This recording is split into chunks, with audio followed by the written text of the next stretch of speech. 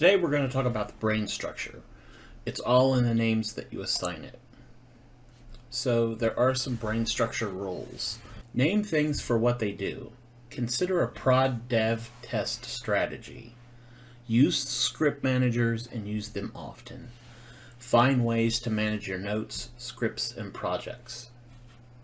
Name things for what they do. You want to name your scripts and your script managers for the functions they perform.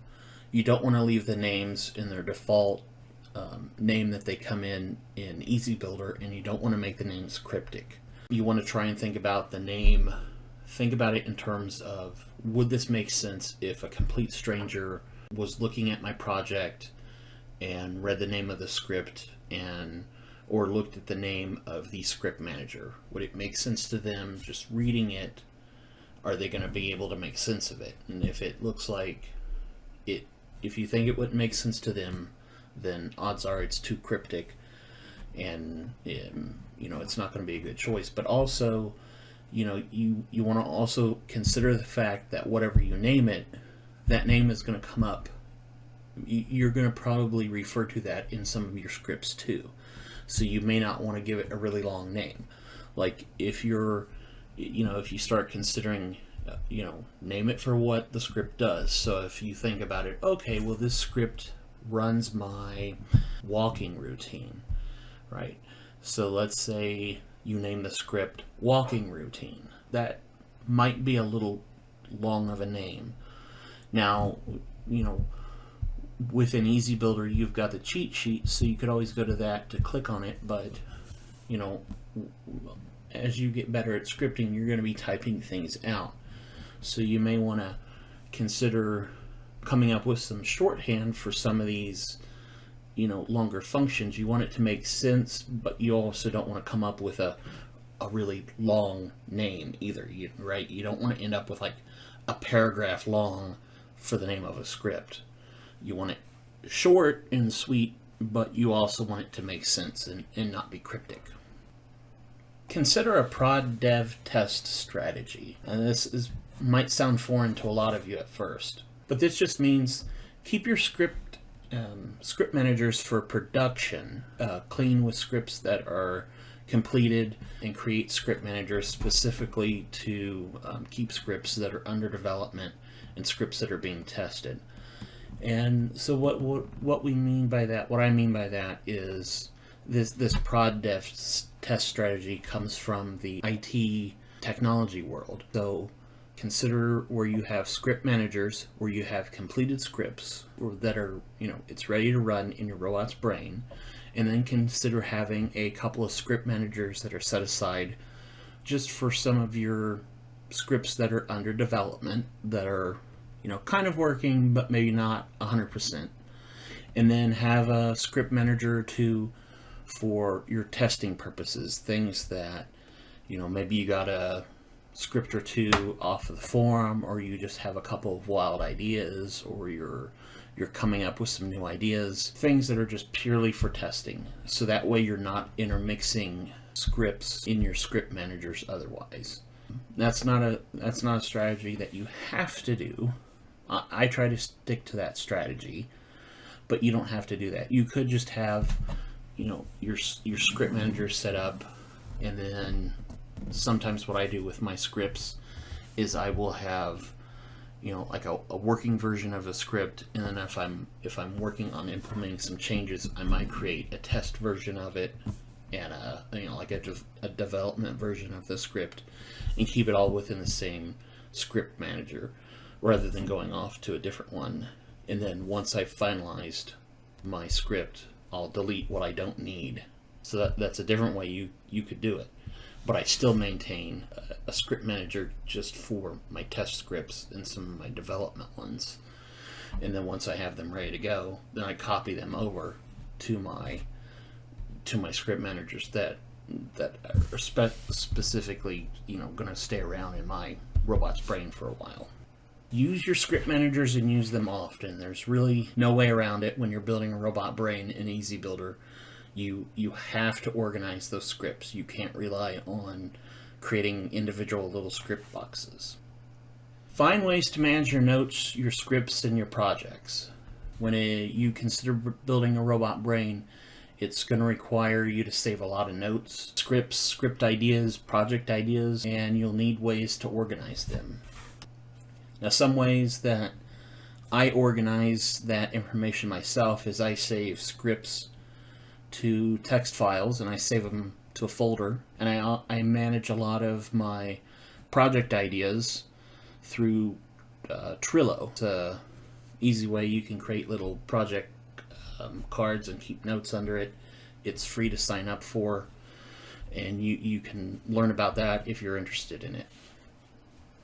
So now let's take an actual look at the structure of Spock's brain in the bare bones project file. And all of the script managers are on the second desktop, and the names that I've chosen for this, we've got the thalamus, we've got media and sound, which is going to be for all of the media and sound related scripts. We have a script manager for communications, which is set aside just for, it's not communications like between robot and person, but communications that would be where the robot communicates with external things. In this case, this would be Twitter, email, other scripts like that would be under the communications script manager. We have one for functions, and in this case it's for I have a smart arrange function that runs a control that does the smart arrange through the mouse control of the screens. It monitors the activation log. Spock's backup is run through the functions. So these are automated functions that Spock's brain can carry out. So the script manager is set aside for that one. There's a script manager for interactions, and this is interactions between robot and human. So any interactions, this is where the scripts would go for that. We have one for the hypothalamus, and the hypothalamus, it's named after the part of the human brain which would be responsible for internal regulation, and that's the same for the robot's brain as well. So we have scripts in there for monitoring the voltage. If the robot goes into a sleep mode, we have that. The wake up functions, low voltage warning. I've elected to build all those into the hypothalamus. Same way as with the thalamus, this is where scripts would go for the sensors and motor controls would all go through the thalamus. In a human mind, that would be the hub spot for that to go through. I've elected to name that the script manager for Spock's brain. Then we have one called primary. Primary, I've set aside that one. The script manager is primary. This is where I want to run anything that is primary for the highest level functions. And this is this is what runs Spock's main memory logging script, the things I did. This is a script that's constantly running, as well as his memory recall functions. And as time goes on, more of these will be built into the primary functions. The hippocampus is for emotions, and also with the ability to build new memories. And Spock does have a very limited positive and negative feedback ability, which I'm wanting to expand on. And there's I have some goals with that in order to give Spock positive and negative feedback to tell him if he did good on something or if he did bad on something. And eventually I want him to be able to learn from that. But I use it in a emotional context, and the hippocampus is where that would be controlled in the human mind, so that was the name I gave to this script manager, where this would be controlled. His knowledge script manager is for knowledge base items, and these are things that are run from text files. Usually some of the functions, some of the scripts in here are not based on text files. Spock's age doesn't run off of his file. The Star Trek Spock one reads from a text file which would read about Spock's bio. But knowledge base items are going to be anything just related to knowledge. Spock's age, that's related to knowledge. Reading about someone's bio. If I give him the ability to read, if I say, if I want to build a function to read fortune cookies, perhaps joke telling, I'm going to consider those knowledge base items because that would be knowledge that he has and he's pulling from. And I wouldn't consider those memories as such. I would consider those pulling from a knowledge base and then spitting out information. But that's where scripts for that would be related to. And then I have a script manager for personality related items. And I have one in there for eye blink control. And that's the tour of Spock's primary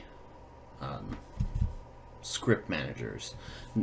And I should point out again, this is Spock's bare bone brain file.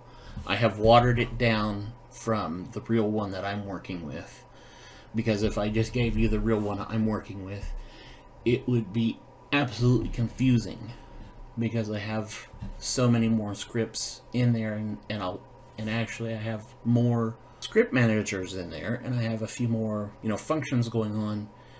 It would, if I just handed that over to you, it would look like absolute chaos. But explaining what's going on in Spock's bare bones brain is a way that I can explain how I've built his brain up to this point, and you can see what's going on up to this point, and then I can build in as I continue to build things in Spock's other brain, or what I call his real brain. I can continue to contribute and add to his bare bones version of the brain and continue to update video files. That way you can continue to learn more and see what's going on with my project without being completely overwhelmed with a crazy amount of stuff going on. But I've left hopefully I've left enough different little script examples in here to give a variety of examples of different things that I thought were interesting, and hopefully contribute some different examples, some different script examples that you may not have seen before.